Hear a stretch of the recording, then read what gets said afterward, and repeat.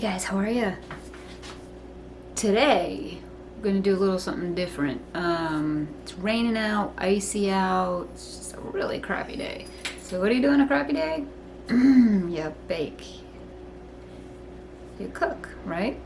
I got a lot of things going on today. I actually have a surprise for the kids, which is why I'm talking kind of low. We're gonna do a game night tonight, and I'm gonna kind of make them a whole bunch of different dishes and stuff, like finger food type of thing. So I've got some bread over here, well, dough over here, rising. That'll go, it's like a multi-purpose dough, so it kind of goes for a few different things that I'm making. So you'll see when I do it. But I've also got here, we've got some stock going right here. That's been, actually I'm gonna end up straining that soon. That's been going since like the day before yesterday, so it's like a bone broth. Chicken. I have here, I've got, this is just dough for pie, for tomorrow, for pies for the shop. So, and then I have a few orders, so that'll go. I always do that the day before because when I put it in the fridge and leave it overnight, it's just way easier to roll out the next day for the pie tins. I actually have to go to the store in this mess. I should have gone yesterday, but I kind of thought about this whole thing at the last minute. So anyway, animals have already been done, and actually probably end up going up there tomorrow, doing an update on them. Everybody seems to be doing really well. So anyway, I'm gonna get things going, and then I have to go run to the store. Otherwise, it's just a chill day. I don't mind rainy weather. I like it actually because it's like comfortable, cozy. Got the wood stove going. Like, I'm cool with it.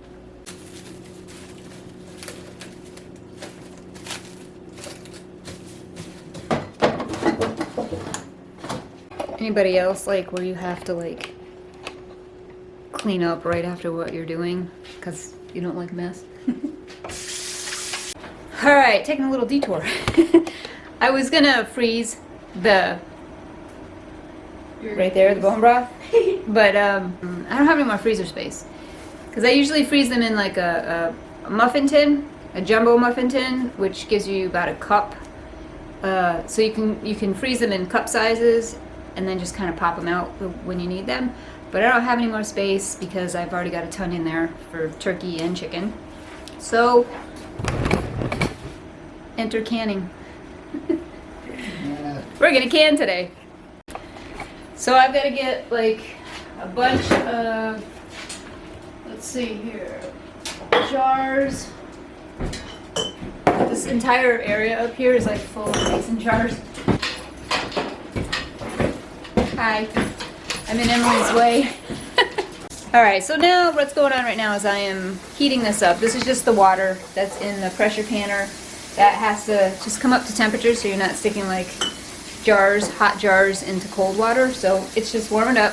When Emily's done, I'm gonna wash and sterilize these jars. I'm done. Emily's done.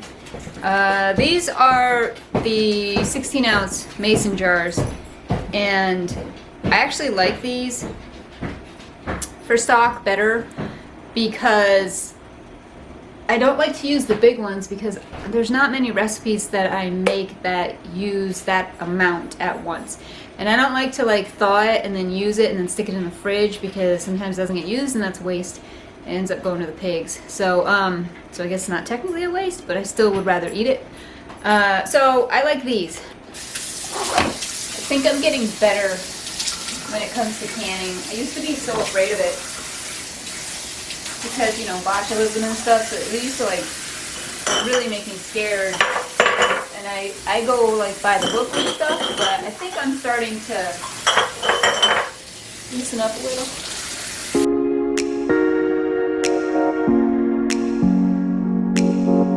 Well, that's not to say that I don't respect the canning process, because I do, because it's dangerous if you start getting too comfortable.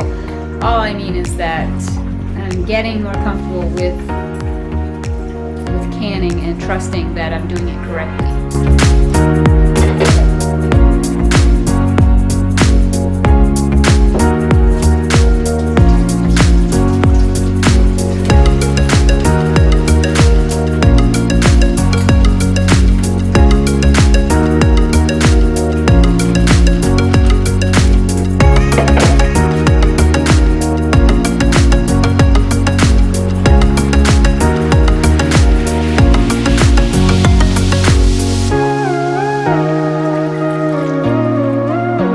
gotta get a new funnel. Make that round.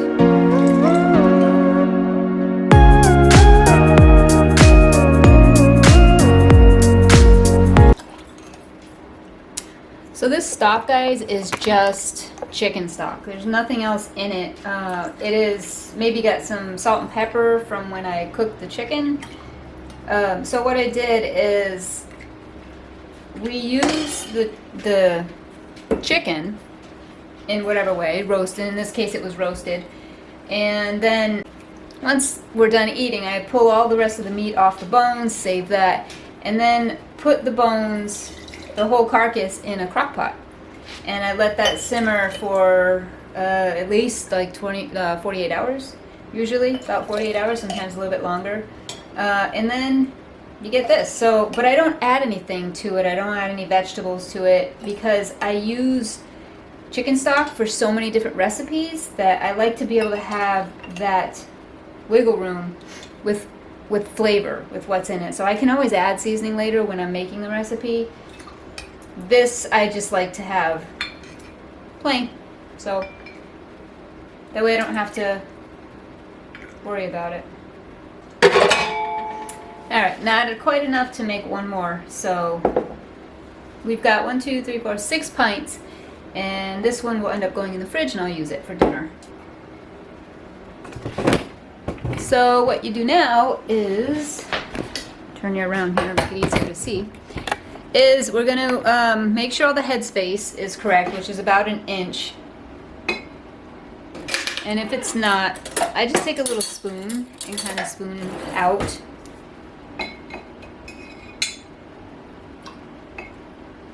Until it's correct.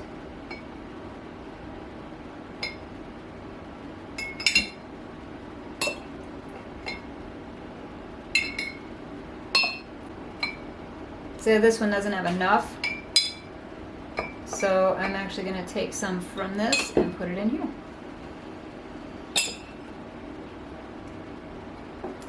Alright, so now I just take a wet paper towel and clean the rims. You got to make sure the rims are all clean. And there's nothing on them, nothing's broken.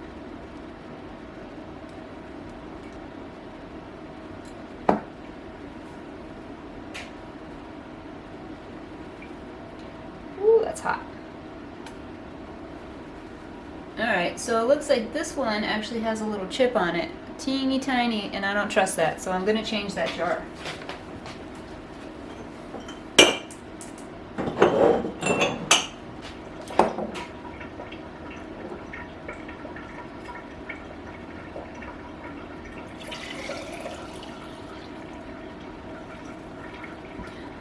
Alright, so what I'm going to do with this jar is take it out of my area that I keep the jars for canning. Because sometimes I have jars for, you know, different things. Just for putting in the fridge and that kind of thing. But I like to keep the ones that I use for the actual canning above the stove in the cabinet. I just like to keep them separate.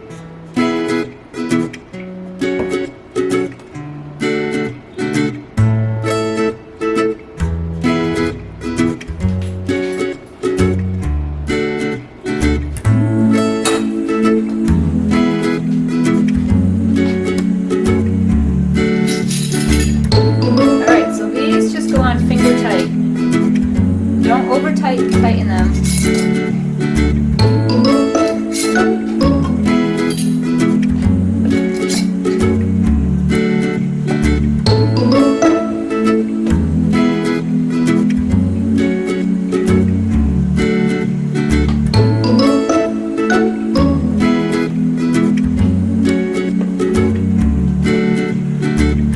So there's different kinds of canners. I mean, you guys might have a different one than I do. Trying to line up the arrow here. There it is. And mine just has the weighted gauge that you put on top, and then it's got the vents that come up. There we go.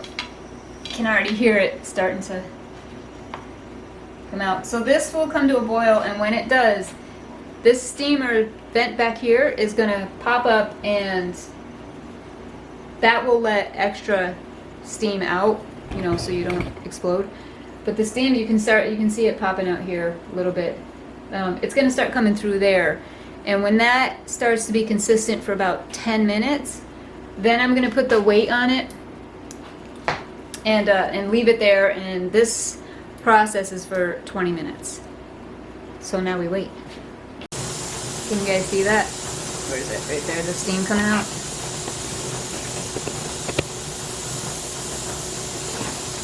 So I'm going to let that, excuse me, I'm going to let that do that for about 10 minutes. I'm even going to put it on my timer. And that way, once it's done, this is 10 pounds right here. We've got the little weight on it. 10 pounds. I'm going to put this over that, where that's steaming, and then put the timer on for 20 minutes. Then after it's done, you just leave it. You got to let it depressurize on its own. It can take a couple of hours.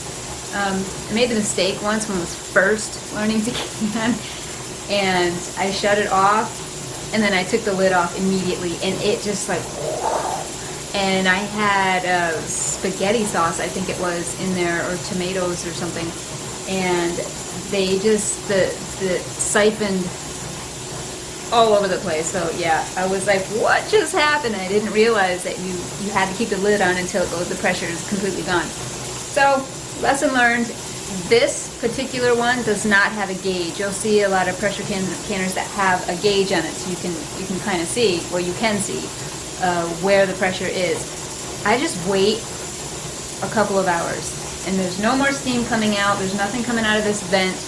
Nothing. So you're just better off just kind of waiting a couple of hours at least.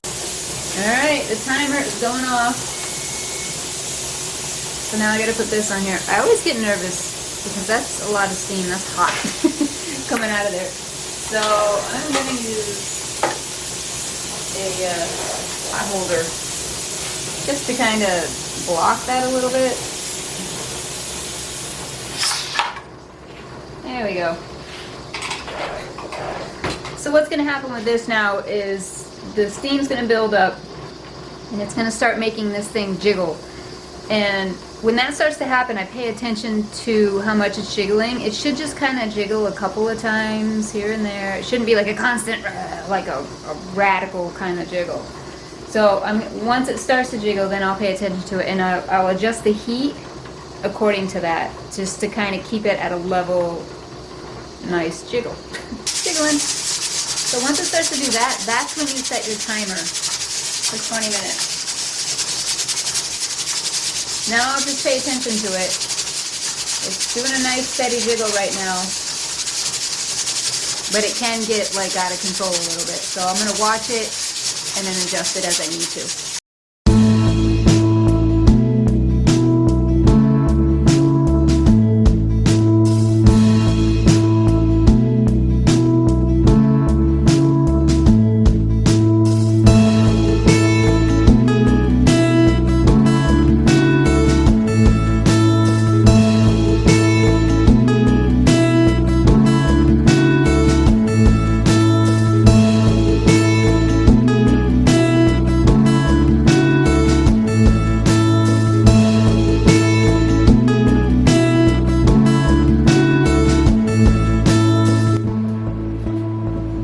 It's been a couple of hours. We even went to the store. So I'm going to take this off now.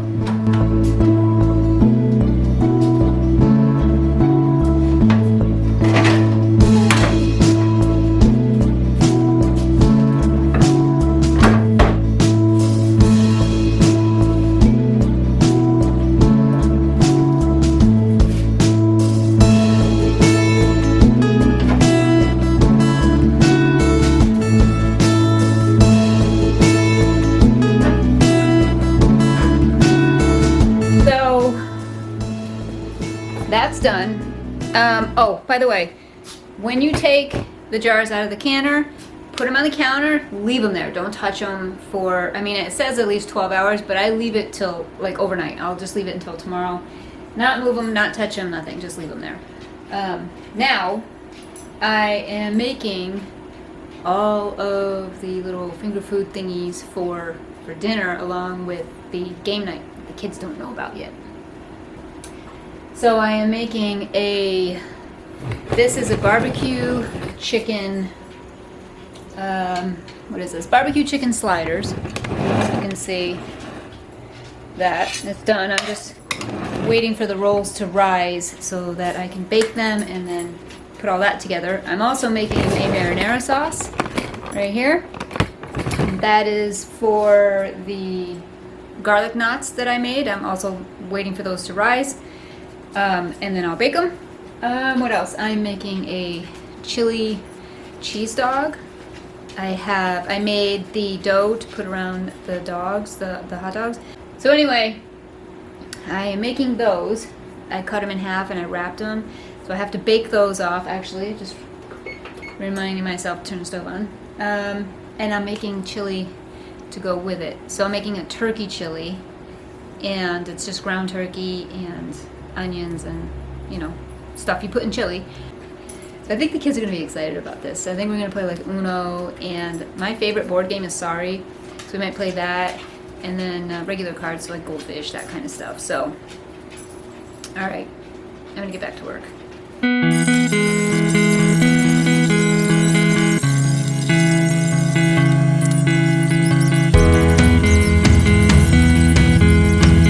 Okay, so now I am shredding cheese.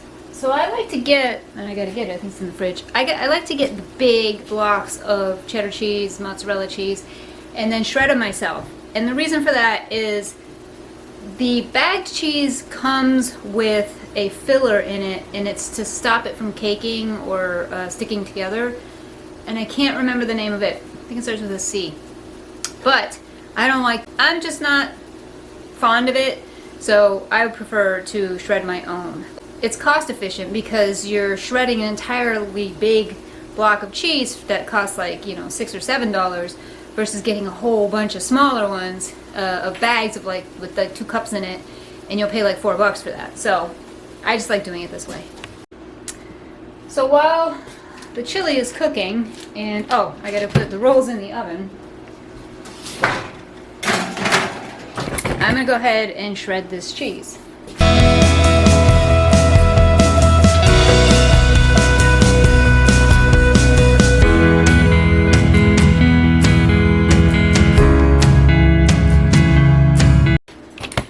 Alright guys, so I'm just going to show you the comparison. So I spent a little more than $6, so let's just call it $7 on a block of cheese, cheddar cheese, one of the big blocks. Can't remember how many ounces. And I got 1, 2, 3, 4, 5, 1, 2, 3, 4, 5, 6, 7, 8 2-cup bags of cheddar cheese. So 2 cups, that's how much is in one of those other bags. The bags that you buy at the grocery store with cheese in it that has the filler in it. That's 2 cups. There's no air in this. They have air in there, so it makes it seem like more. But, yeah, 8 of these guys. That's 16 cups of cheese from one block that cost me $7. Now, what's the math on that? Okay, let me do it. So each one of these here, where we live in Western Mass, is anywhere from like $2.50 to $4-ish. Let's just go right down the middle or ish, and let's just call it $3. So 3, 6, 9, 12, 15, 18, 21, 24. This would have all cost $24 to get these in the regular bags. I paid almost $7, like $6.47 or something like that. So I'm just showing you the math that, sometimes it pays to just do a little bit of the elbow grease yourself, and you get a lot more. So I just take these and put them in the freezer. You thaw them out, and they're perfectly good. There's nothing wrong with them. They don't get weird or, mushy or anything like that. It's just cheese. So I'm going to go ahead and do the mozzarella now, and the rolls are almost done.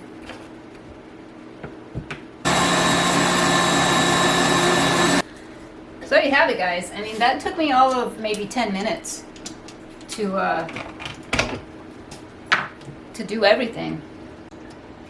Now they're all in baggies and everything's in the freezer and ready when I need it. Alright, time to get back to dinner. It is really icy. Look at, you can see the icicles coming off the thing right there. Oh yeah. See it? Ice pellets everywhere.